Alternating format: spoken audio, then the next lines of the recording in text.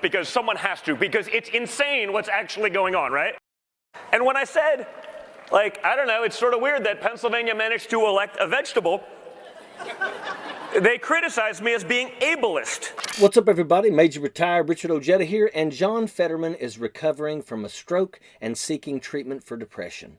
Donald Trump Jr. will always be an a-hole. Donald Trump Jr., the ex-president's eldest son, apparently believes that he is the cleverest one of the Trump children and that he actually has something interesting to say. They criticized me as being ableist. I didn't know what that was, but there's always an ist, right? There's always an ist, and it doesn't matter what you're talking about.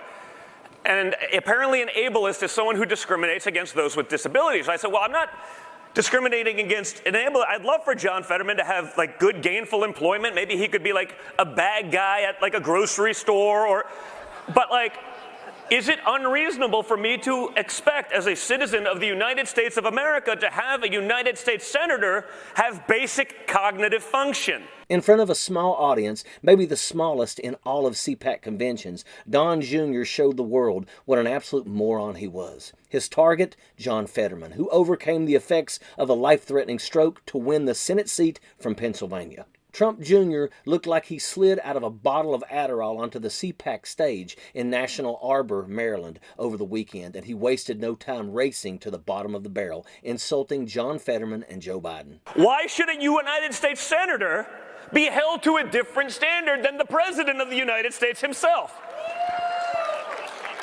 So we have to fix all of that, right? But again, we can't fix it until we play the game their way. The other way we have to start doing that, folks, is we have to start voting with our wallets, okay?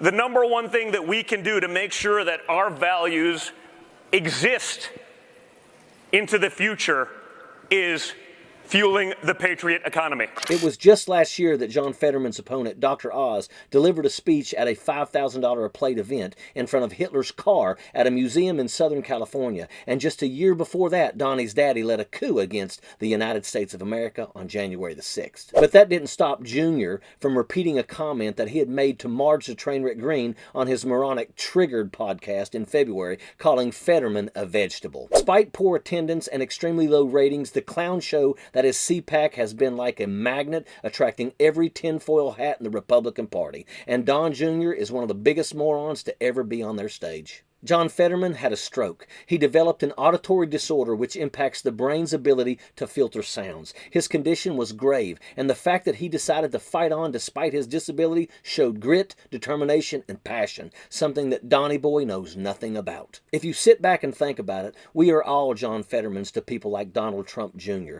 We struggle to survive, and he makes it harder on us. We try to make ends meet on fixed incomes, and he wants to impose a 30% sales tax on us. We try to take care of our mental health needs, and he ridicules us. Donnie Jr., you are a pathetic human being. Was your father not very nice to you growing up? Did Daddy make you think it was okay to treat people the way that he treated you? You'll never be half the man that John Fetterman is. You don't have it in you. You are an embarrassment, and the Trump stain is what's dividing this country. Instead of pushing cruel storylines and empty promises, you should do us all a favor and just shut the hell up. Nobody cares about what you say, Junior, and it's painfully obvious that you are a product of your upbringing. You are a moron, and that's a fact. Sappers clear the way, airborne all the way.